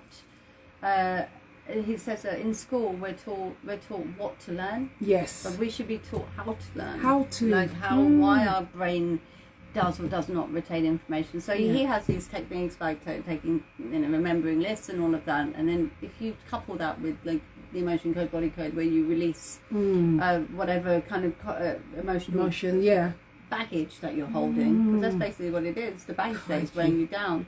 Then you can perform so much more. Isn't it? It's a lot when you sit back and think about things. It is a lot. But going back to slavery, so when we're dealing with like ancestral emotions, so sometimes for people who've been through, their grandparents have been through the Holocaust, they will have these feelings of scarcity and things because they think they're going to lose stuff and they're going to be trapped and all of that. And so if you find, like, so my parents are Indian and Pakistani, right? And they were born and brought up around about the time of the partition. That's in my genes. That's in my DNA. That conflict is in my DNA. Can it all kind of not be released? I believe that it can. We make different choices. God, yeah, it's really weird how you have to go way back. Yeah, and same with slavery. If you find, because England has it was quite. It had a really significant role in slavery. Now I'm hearing, but before I didn't know. Cecil Rhodes, like the Beers, and like the guy who set up the British Museum as well. That stuff. They want a lot of people are saying that the artifacts should be returned. Returned back. Yeah. So they're calling it the museum. I shouldn't say that. I can't. I'll swallow that word. But like it's just it's a like lot that. Though. So when we're doing the guiding course, we're learning a lot. Things are changing a lot, so much as well. People are being acknowledged. People of colour. Like even like the LGBT movement and things like that, people are changing. Whether it's it's deep. I didn't realise there's so much going on. There's a lot. When you go way back, it's a lot. Yeah, it is a lot. But say that you have got something from slavery that you have to please. Yeah. Not you in the but say that becomes a program that is encoded in your DNA, because if you're familiar with epigenetics, that's another thing. They're finding they're doing the way the genes are being encoded with information, feelings, trauma. Because I only think trauma of my childhood, but it could be way back. My grandparents were part of the Windrush, so really? My grandparents. I mean they're passed now, but. Yeah, they were part of that, coming over here and everything else. So I wonder, with their struggle, if that's been, I don't know. But the more you do the work, the more I find out, isn't it? Yeah, it's good. The more you tap in, the more you say, what is going on with me? Where did I get this emotion from? Wow. And this is deep. it's just a yes or no. Is it from my mother's side, my father's side? Is it more than one generation? And then you count back, is it 5 generations or 6, 7? And then Wow. and the thing, well, when Dr. Brad did a session with me last week, you can go on Facebook and see that. Go to the ECBC London 2023 page. Okay. He did when he did that one of unsupported. Unsupported. Yeah, feeling unsupported. Your ancestors will thank you for it. Like in some of the show, in one of the seminars, somebody said that they can see them, you know, coming up, and you feel it. When I've released ancestral emotions, they're the heaviest.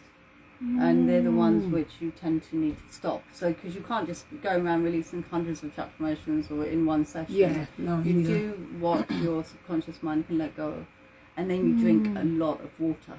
Okay. Because it flushes out. Flushes Completes the processing. Crikey. And a few times I've just been crying when I've done work with other people because I've taken on what. Like the energy, Yeah, and then I'll be like crying, writing an email, just crying, and then it's like, oh, I don't know what's going on, and then you have to disconnect. So I'm still you, so I have to disconnect from you and take back, you know. Yeah. Oh wow. Yeah. People, this is something and another. This is really something and another. You know, words I can't even. I'm literally like, wow. It's making me think now. So much layers, like an onion, to peel back. So much, so I can get to that root and be blossoming again. Yeah. It's just about coming back into balance. Because we're all born like that. Yeah.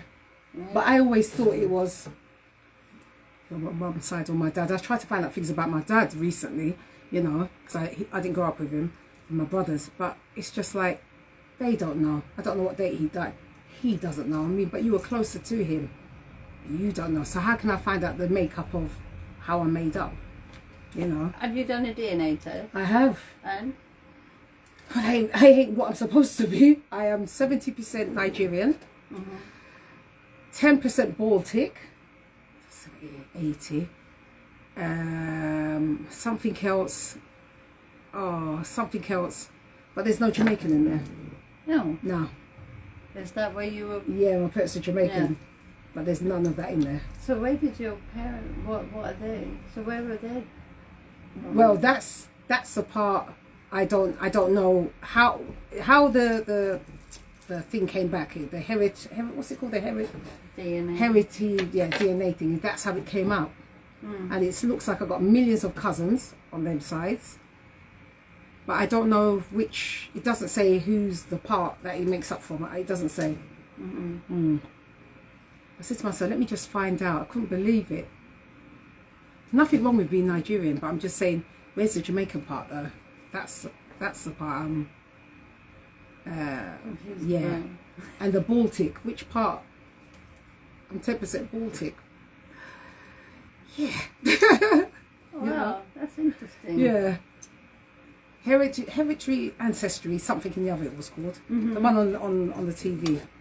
When you search up your. And how do you do it? Do you take it? You take a swab and then you post it back to wherever. I think somewhere in America. I think if I remember right. Doesn't your saliva dry out by the time it gets to? Yeah, but there's something in there that keeps it moist. Oh, the solution. Yeah, the solution thing.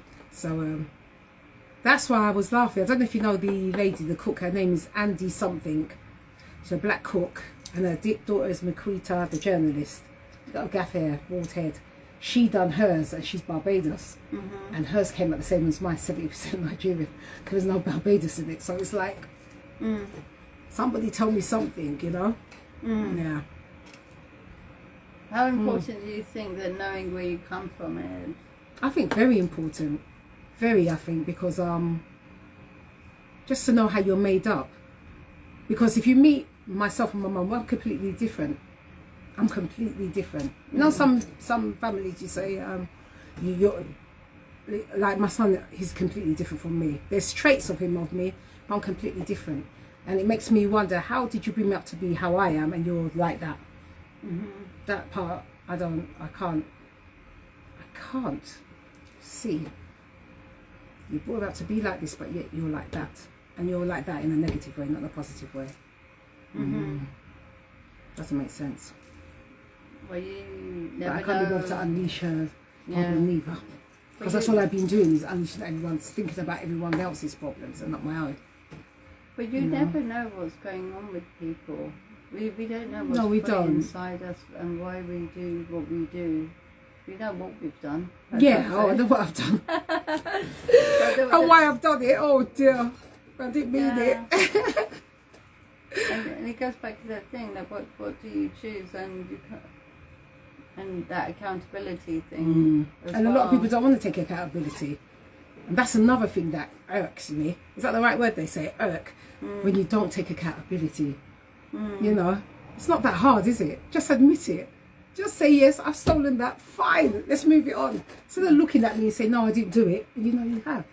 Yeah. You know. And then I'll be that one to just suck it all in and say, all right then. Not anymore, peeps. Not anymore. Nope. If you've stolen it, be on your head only. Yeah, that's a good idea. You know? Yeah.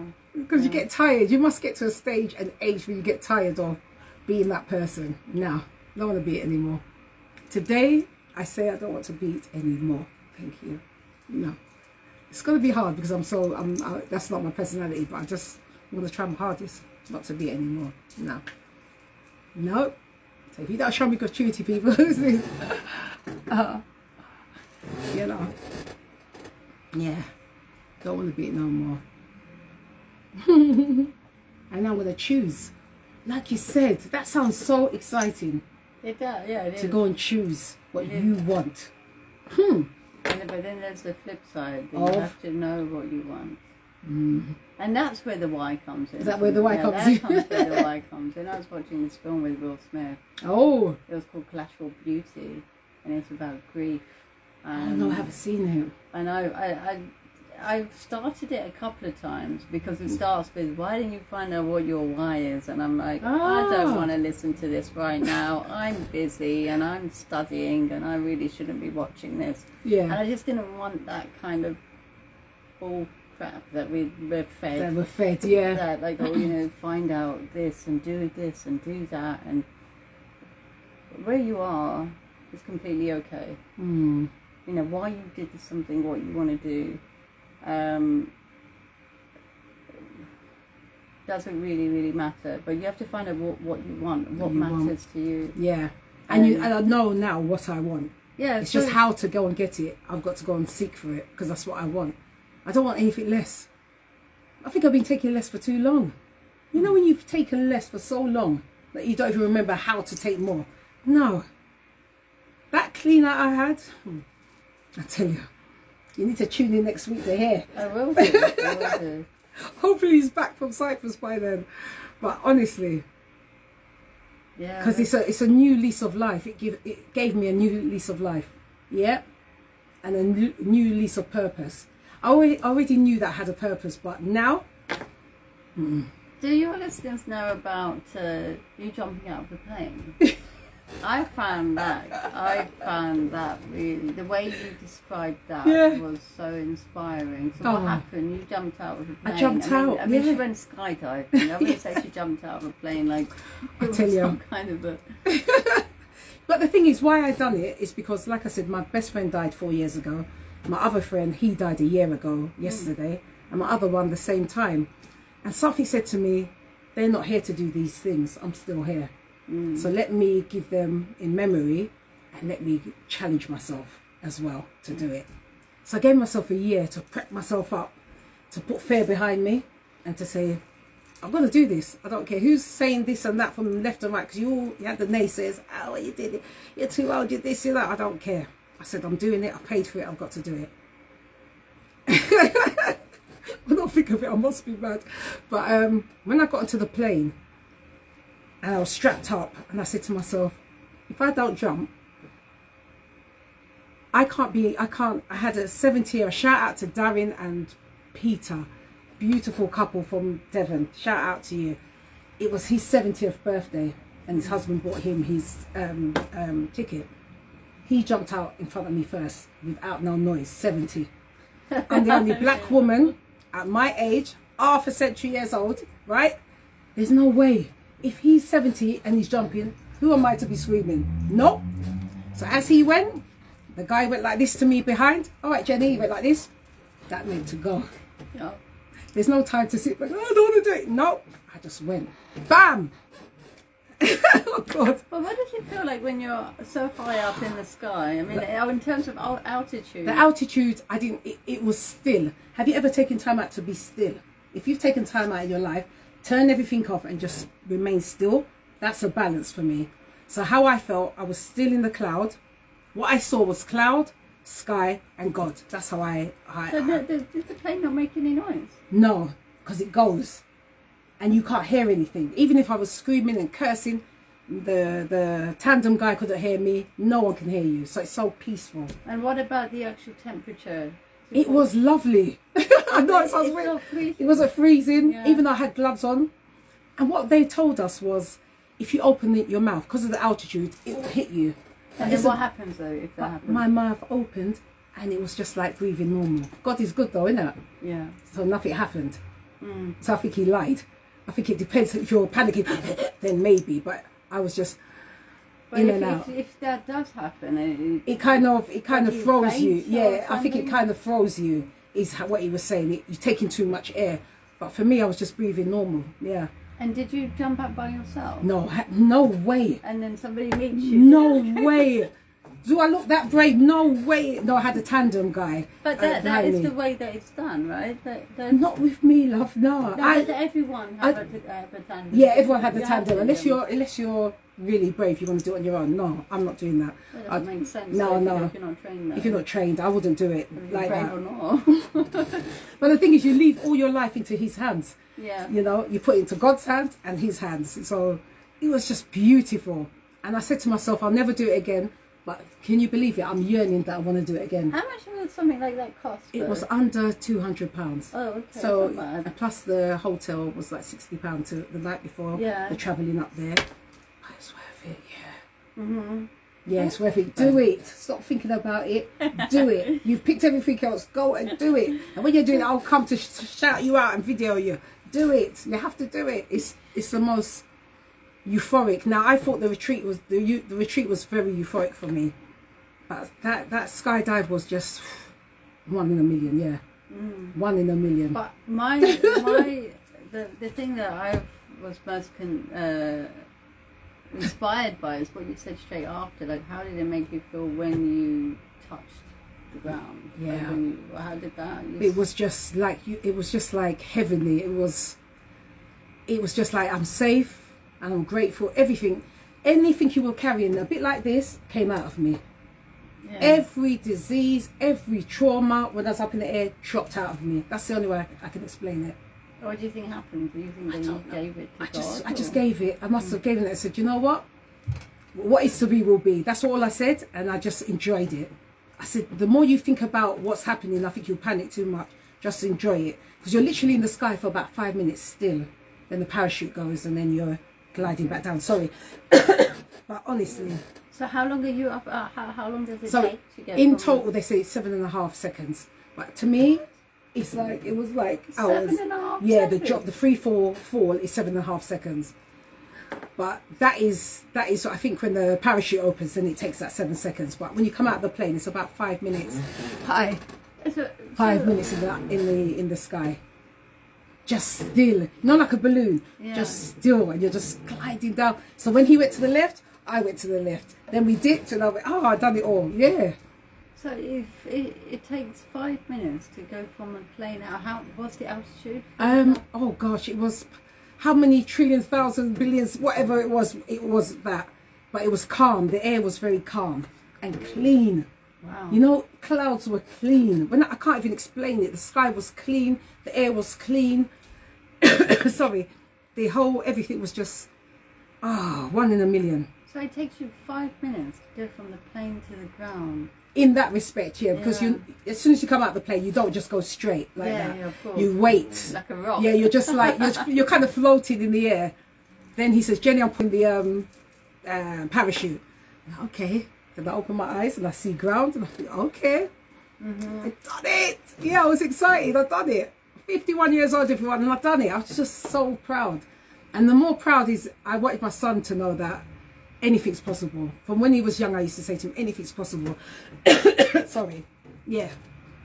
Anything. Is your son going to do it as well? Yeah, he said he wants to do it. But it's funny, as a mother, I'm like, I don't want you to do it. Because I know he doesn't like planes. I'm not a great love of it. But I just, as a parent, I'm like, oh, I know you're 6'4" and that. But I just, you know, he's still my baby. But he said he wants to do it. He wants to have the feeling that I had.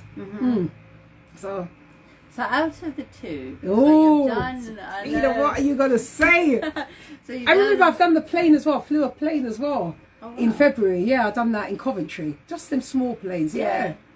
That was wonderful. Yeah. Shout out to the instructor. Yeah. Are you gonna become a pilot? Would you like to become a pilot, or is there something, because it requires like 300 or 400 hours of flying time? I just wanted to do things that people said you couldn't do. Especially as a woman, people say that you can't do this, you can't do that, and I want to challenge that. That was my thing, to be honest. Yeah. When you told me no, I'll say yes. So what is next then? Horse riding. Really? I want to do horse riding. So if anyone out there knows any horse riding school that's cheap, please, I want to do that. Yeah. I know someone. Do you? Is it cheap though? So, I'm not sure. Your prices are too expensive as it is. I mean, it's not me. I don't run them. I don't run them. This is different. Is it far? This is ECBC. Yeah, that's what she does. But if you could get me a deal, then I'm very happy to do it. I need some horse riding. I'll speak to someone. Will you? She does some volunteering and horse riding. That's how some people do it. Oh yeah, I'll do that. You have to clean out their stuff though, innit? Yeah, but it's a labour of love. No, I'll do that. If it means me having a free horse riding lesson, I'll do it. Go on, ask me the question you was going to ask me. The question was, so you've done ayahuasca. Yes. And you've taken ayahuasca. Yes. And then you've also jumped out of a plane. Yes. Right? Out of the two, which one did you feel the most relief and the release? Wow. Because they're quite close together. Quite close. Do you know what? I'd like to say both. Yeah. Both. You can't release some. But you really want me to choose one, isn't it? No, I don't. I mean, both is because everything happens within layers as well. Like yes. I've done different healing modalities have come to me at different parts of my life. So CBT, emotion code, body code, hypnotherapy, self-hypnosis as well, regression, which I've heard of this. Yeah, don't do regression unless is that to do with death? No, that's about when you go back into your mind, when you revisit something that's happened to you. Don't do that by yourself. Do that with someone who's qualified, someone. So they can bring something from back in your youth? No, you close your eyes and you go into trance, and then you go back and you look at a situation, and then you know, that still sounds interesting. I wouldn't mind. You do that with a qualified hypnotherapist. Okay. Definitely, because there are some really not nice healers out there who are actually feeding off of your sadness, your sorrow, your trauma. Would you say that with tarot card readers? I don't know. Because I had that done before I've done all this. I mean, tarot's different. Tarot's I don't know that much about tarot, to be honest. I have had tarot readings in the past, but nothing substantial. I did actually have a reading, but it messed me up a bit, because they told me that I was going to meet someone. Yeah, that's what this one says. In 7 years, and that whatever I did, I mustn't marry him. And so even if you meet him, you still mustn't marry him? Yeah, like, I mean, he was bad, if that was the person that she was referring to. But he was so bad that the option to marry him wasn't even there. Yeah. Oh my word. It just wasn't there. But, and then you keep thinking, again, what people tell you, you need to think for yourself. For yourself, I guess, and heal yourself. Because so many times we're allowing other people into our energy. Dictate us, isn't it, as well? And again, this teaches you, emotion code teaches you how to do it on yourself. And I'm totally out of the frame, I'm sorry. Oh yeah, not that, there she is.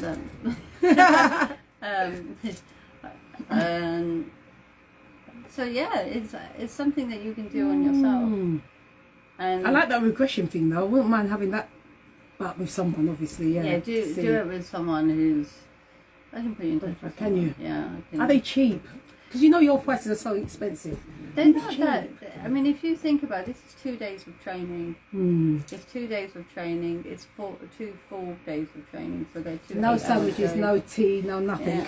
Yeah. Sake. God help us. Yeah, I mean, if you do get lunch, you do get dinner with Dr. Bradley if you pay for it. Oh, one of them. Yeah, Okay.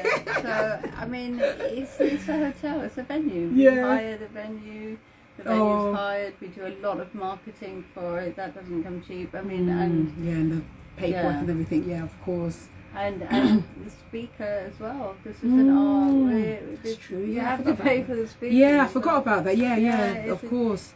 I mean, it just isn't. It's not a profit-making venture. Yeah. This is about bringing people together. And I like the idea of that. Listen, we've got 5 minutes left. Okay. So, once again, can you tell people where to go to this event? Yeah. So the event is ECBC London, and if you want to book a ticket or see a video, so if you've done anything like with Tony Robbins, Joe Dispenza, Greg Braden, if you're familiar with like Bruce Lipton's work, like epigenetics, hypnotherapy, CBT, DBT, psychotherapy, not so much actually because they're talking therapies.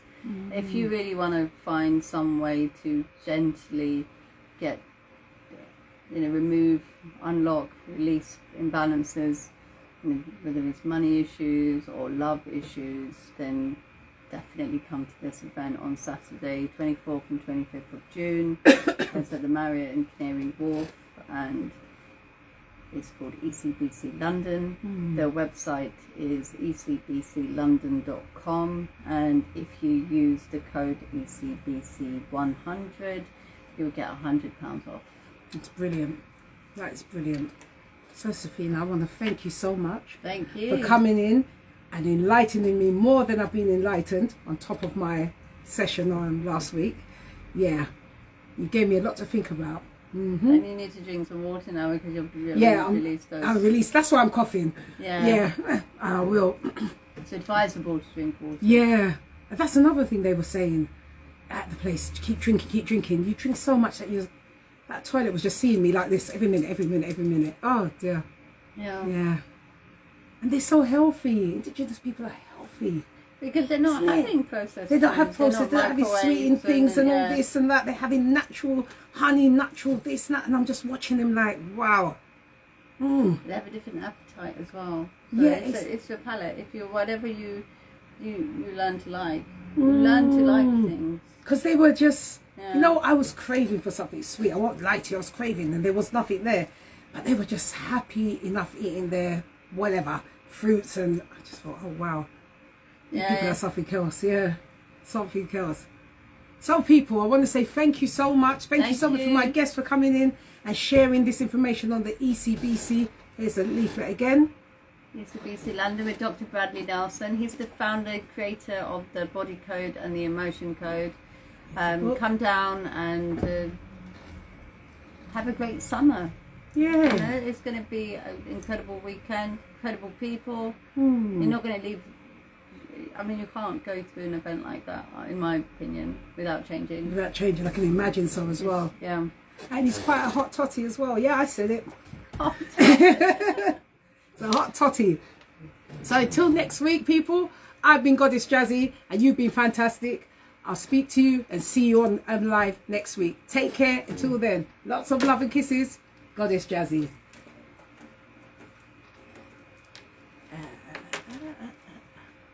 Radio. Where am I? And these will come on now. Is that still on? This is, yeah.